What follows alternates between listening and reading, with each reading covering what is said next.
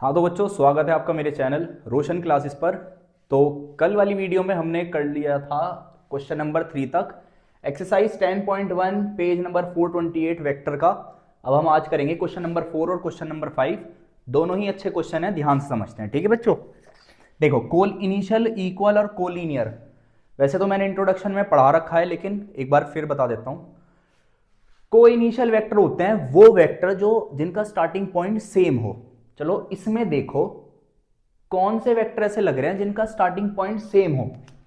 बच्चों देखो, मुझे तो ये दिख रहा है कि भाई इस वेक्टर का भी स्टार्टिंग पॉइंट ये है और इस वाले वेक्टर का भी स्टार्टिंग पॉइंट ये है, बाकी किसी का भी स्टार्टिंग पॉइंट मुझे सेम नहीं लग रहा। तो को इनिशियल वेक्टर हो जाएंगे हमारे, एक तो ए वेक्टर और डी वेक्टर, क्योंकि इनका इनिशियल पॉइंट सेम है।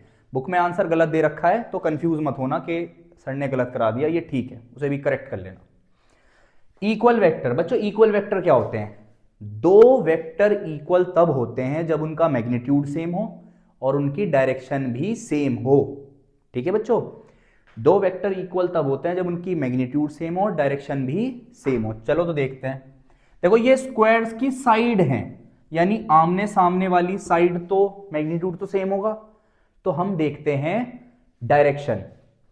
इस ए वेक्टर की भी डायरेक्शन इधर है, लेकिन सी वेक्टर की इधर है, डी वेक्टर की इधर है डायरेक्शन और बी की भी इधर है। तो देखो दोनों का मैग्नीट्यूड भी सेम लग रहा है क्योंकि स्क्वायर की साइड है और डायरेक्शन भी सेम है। तो हमारे इक्वल वेक्टर हो जाएंगे D vector and B vector.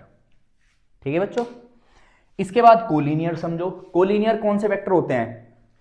दो पैरेलल वेक्टर हों, लेकिन चाहे उनकी क्या कहते हैं पोजीशन अपोजिट हो या सेम हो, उससे कुछ फर्क नहीं पड़ता, और उनका मैग्नीट्यूड भी चाहे सेम हो या ना हो, उससे कुछ फर्क नहीं पड़ता, बस पैरेलल होने चाहिए। लेकिन क्वेश्चन में क्या कह रहा है? कोलिनियर हो लेकिन इक्वल ना हो। तो कोलिनियर पैरेलल, तो पैरेलल तो बच्चों ये भी हैं और ये भी हैं, लेकिन इक्वल ना हो। और इक्वल ना होने के लिए डायरेक्शन क्या होनी चाहिए? सेम नहीं होनी चाहिए। तो देखते हैं डायरेक्शन सेम किसकी नहीं है, इसकी और इसकी डायरेक्शन सेम नहीं है लेकिन पैरेलल हैं।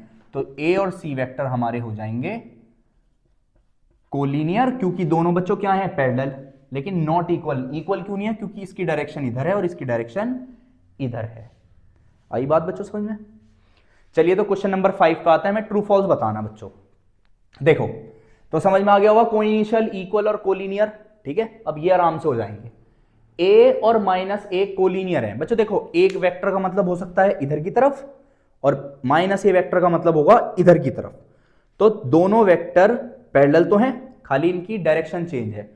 तो कोलिनियर वेक्टर तो वही वेक्टर होता है जो पैरेलल हो, भले उनका डायरेक्शन और मैग्नीट्यूड अलग हो। तो ये बात हमारी बिल्कुल सही है, true. Two collinear vector are always equal in magnitude. क्या दो कोलिनियर वेक्टर हमेशा मैग्नीट्यूड में इक्वल होते हैं? मैंने अभी क्या बताया, कोलिनियर वेक्टर का मतलब है सिर्फ पैरेलल हो, भले ही उनकी डायरेक्शन अपोजिट हो, भले ही एक दूसरे में मैग्नीट्यूड अलग हो। तो ये बात बिल्कुल गलत है, फॉल्स। ठीक है बच्चों, two vector having same magnitude are collinear. क्या दो वेक्टर जिनका मैग्नीट्यूड सेम है क्या वो कोलिनियर होंगे? चलो मैं मान रहा हूं दोनों मार्कर सेम है, इनका मैग्नीट्यूड सेम है, लेकिन दोनों मार्कर ऐसे रखे हुए हैं, तो क्या ये कोलिनियर होंगे? नहीं बाबा, कोलिनियर तो ये हैं जब पैरेलल हैं, तो ये कोलिनियर नहीं होंगे, फॉल्स। ठीक है बच्चों, टू कोलिनियर वेक्टर, दो कोलिनियर वेक्टर हैं हैविंग सेम मैग्नीट्यूड, उनका मैग्नीट्यूड सेम है, आर इक्वल, तो क्या वो इक्वल होंगे? देखो दो कोलिनियर वेक्टर हैं, चलो पैरेलल हैं, सेम मैग्नीट्यूड है, चलो मैग्नीट्यूड भी मैंने सेम मान लिया, दोनों सेम है, चलो मैग्नीट्यूड भी सेम, बिल्कुल मार्कर एक जितने, मैग्नीट्यूड सेम, कोलिनियर भी हैं पैरेलल भी हैं, क्या वे इक्वल होंगे? जरूरी है, अगर ऐसे हैं तो इक्वल है, लेकिन अगर डायरेक्शन बदल जाए बच्चों, इक्वल होने के लिए तो डायरेक्शन भी सेम चाहिए और मैग्नीट्यूड भी सेम चाहिए। तो ये बात भी हमारी क्या है? फॉल्स है। तो आई होप आपको समझ में आया होगा क्वेश्चन नंबर 4 और क्वेश्चन नंबर 5। चलिए तो मिलते हैं एक नई वीडियो में नई एक्सरसाइज के साथ, जिसमें हम पढ़ेंगे एडिशन कैसे करते हैं। अभी बहुत सारा है वेक्टर में, एडिशन कैसे करते हैं, डॉट प्रोडक्ट कैसे करते हैं, क्रॉस प्रोडक्ट कैसे करते हैं, एरिया कैसे निकालते हैं ट्राइंगल का, पैरेललोग्राम का। तो मेरे साथ बने रहें, इंशाल्लाह बहुत अच्छी समझ में आएगी मैथ्स। और जिसको समझ में आ रही हो लाइक करें, शेयर करें और सब्सक्राइब करें।